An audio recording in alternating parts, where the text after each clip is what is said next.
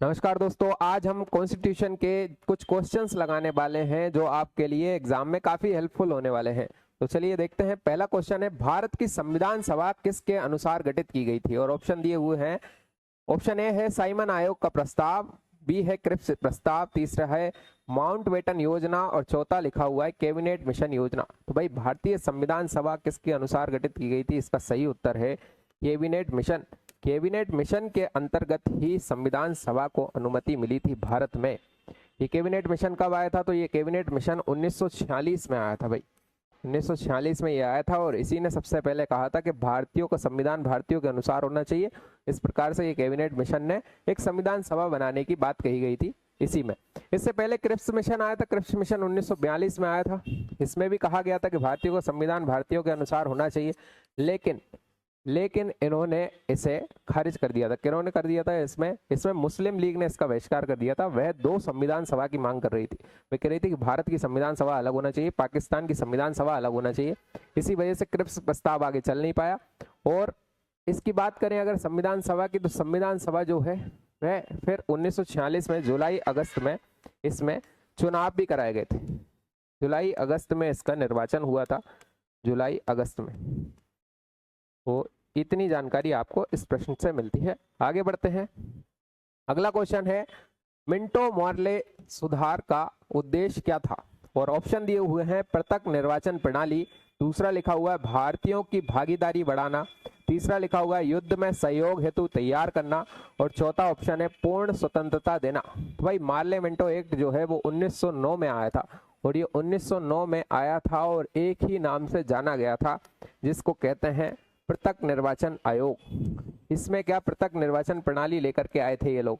पृथक निर्वाचन प्रणाली में क्या था कि इन्होंने धर्म के आधार पर वोटिंग को बांट दिया था, जिसमें हिंदू लोग हिंदुओं को वोटिंग कर सकते थे, मुस्लिम लोग मुस्लिमों को वोटिंग कर सकते थे।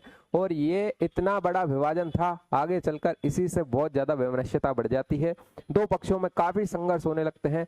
ये सबसे बिगाड़ था, मतलब मिंटो मार्ले जो सुधार था उसे एक तरीके से बिगाड़ कह सकते हैं, पूरी तरीके से बिगाड़ था। आगे बढ़ते हैं।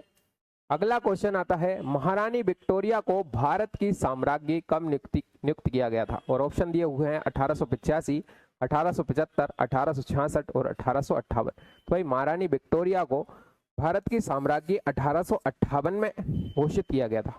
क्योंकि 1857 में जब कंपनी का शासन हो रहा था, तो 57 में ही भारत में क्रांति हुई थी, पहली प्रथम स्वतंत्रता संग्राम हुआ था।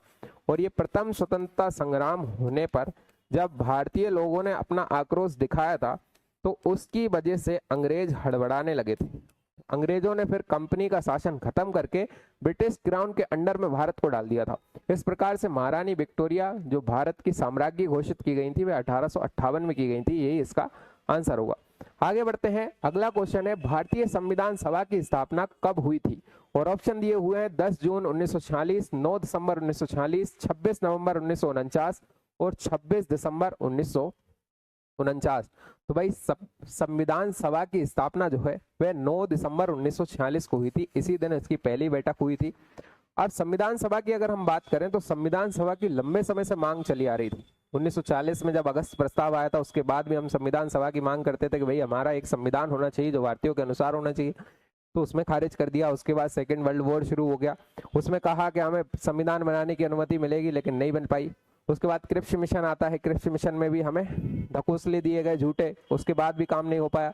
इसके बाद फिर क्रिप्स मिशन के बाद कैबिनेट मिशन आता है। कैबिनेट मिशन में हमें मंजूरी मिलती है कि भाई संविधान सभा भारतीयों की बनेगी और उसी के हिसाब से जुलाई अगस्त में इसके लिए निर्वाचन कराया जाता है। यह निर्वाचन पूरी तरीके से अप्रत्यक्ष था जुलाई अगस्त में। तो एक क्वेश्चन यहाँ से भी आ जाता है, जुलाई अगस्त 1946 में निर्वाचन कराए गए थे। इसके बाद पूर्णतः गठित होकर के ये आई। नवंबर में पूरी तरीके से संविधान सभा गठित हुई। इसकी पहली बैठक 9 दिसंबर 1946 को मानी जाती है ना। तो इसी दिन इसके जो अस्थायी अध्यक्ष बने थे। अगला क्वेश्चन है, अगला क्वेश्चन पे आते हैं हम। अगला क्वेश्चन है, संविधान सभा के अस्थायी अध्यक्ष कौन थे? तो भाई उसी क्वेश्चन से जोड़ करके इस क्वेश्चन को देखा जाए, जितनी जानकारी मैंने अभी दी है। संविधान सभा के अस्थायी अध्यक्ष जो थे वो सच्चिदानंद सिन्हा थे। और सच्चिदानंद सिन्हा ही 9 दिसंबर 1946 को उस पद पर बैठे थे। इसके बाद एक और बैठक संविधान सभा की होती है जो 11 दिसंबर 1946 को होती है। और 11 दिसंबर 1946 को जो बैठक होती है उसमें स्थायी अध्यक्ष चुन लिया जाता है संविधान सभा का। और ये स्थायी अध्यक्ष किसे चुना जाता है? डॉक्टर राजेंद्र प्रसाद को। ये डॉक्टर राजेंद्र प्रसाद स्थायी अध्यक्ष थे और सच्चिदानंद सिन्हा जो थे वो अस्थायी अध्यक्ष हुआ करते थे। इस प्रकार से आगे चल के राजेंद्र प्रसाद जो है वो भारत के राष्ट्रपति बनते हैं, पहले राष्ट्रपति। ये बिहार से हुआ करते थे। आगे बढ़ते हैं, अगला क्वेश्चन है संविधान सभा के प्रारूप समिति की नियुक्ति कब की गई थी?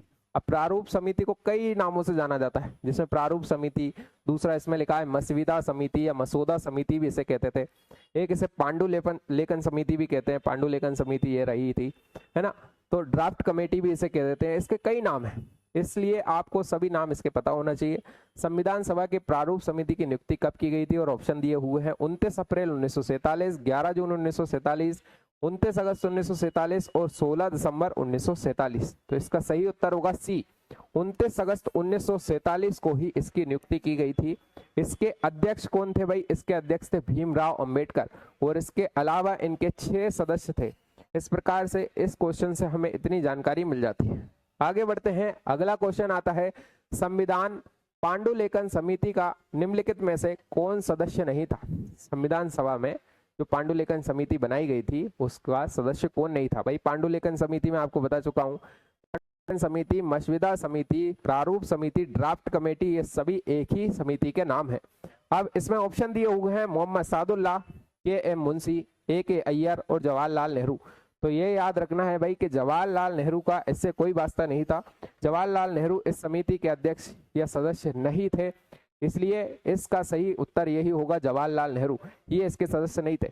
बाकी मोहम्मद सादुल्लाह, के.एम. मुंशी, एम.के. अय्यर ये सभी इसके सदस्य थे और अध्यक्ष कौन थे? डॉक्टर भीमराव अंबेडकर इसके अध्यक्ष थे। आगे बढ़ते हैं, अगला क्वेश्चन आता है भारतीय संविधान सभा में महिला सदस्यों की कुल संख्या कितनी थी? और ऑप्शन दिए हुए हैं 10, 12, 13 और 15। तो इसका सही उत्तर होगा 15। भाई भारतीय संविधान सभा में जो महिलाएं थी वो 15 सदस्य थी, 15 महिलाओं को चुन करके भेजा गया था। अब इसमें अगर पूछा जाए कि एकमात्र मुस्लिम महिला कौन सी चुनी गई थी, तो एकमात्र मुस्लिम महिला का नाम आपको याद रखना है। एकमात्र मुस्लिम महिला जो 15 में से चुनी गई थी, इनका नाम है बेगम एजाज रसूल। बेगम एजाज रसूल, ये क्वेश्चन कई बार पूछा गया है ना। इसके अलावा एक क्वेश्चन ये पूछ लेते हैं कि संविधान सभा की पहली दलित महिला कौन सी थी? तो दक्षयानी बेलायुधन, दक्षयानी बेलायुधन, ये क्वेश्चन भी पूछा गया है। इसके अलावा कई महिलाएं इसमें थी, जैसे राजकुमारी अमृता कौर इसमें थी। राजकुमारी अमृता कौर आगे चलकर मंत्रालय संभालती हैं, तो पूछा जाएगा कि संविधान सभा की कौन सी महिला ने मंत्रालय संभाला है? भाई राजकुमारी अमृता कौर ने संभाला है। राजकुमारी अमृता कौर का नाम भी आपको याद रखना है। इस क्वेश्चन से हमें इतनी जानकारी मिल जाती है। आगे बढ़ते हैं, अगला क्वेश्चन है संविधान के उद्देशिका प्रस्तावना का संशोधन कितनी बार किया गया है? यानी उद्देशिका में संशोधन कितनी बार हुआ है? और ऑप्शन दिए हुए हैं 3 बार, 2 बार, 1 बार या संशोधन किया ही नहीं गया है। तो भाई इसका सही उत्तर होगा ऑप्शन सी। ऑप्शन सी का उत्तर है 1, यानी कि प्रस्तावना में एक ही बार संशोधन हुआ है और वह संशोधन हुआ है 42वें संविधान संशोधन के अंतर्गत। 42वें संविधान संशोधन के अंतर्गत वह संशोधन हुआ है, संविधान संशोधन। और ये कब हुआ था भाई? 1976 में हुआ था, 1976 में। और इसके अंतर्गत 3 शब्दों को जोड़ा गया था। ये भी क्वेश्चन पूछा जाता है कौन कौन से शब्द जोड़े गए थे? तो भाई एक तो जोड़ा गया था समाजवादी, समाजवादी शब्द इसी के अंतर्गत जोड़ा गया था। दूसरा जोड़ा गया था राष्ट्र की अखंडता, राष्ट्र की अखंडता। और तीसरा जोड़ा गया था पंथ निरपेक्षता, पंथ निरपेक्षता। ये शब्द जोड़े गए थे भारत के संविधान की प्रस्तावना में। उसके बाद फिर ये कहा गया कि भाई भारत की प्रस्तावना में किसी भी प्रकार से संशोधन नहीं किया जा सकता। ठीक है, मिलते हैं नेक्स्ट वीडियो में। धन्यवाद।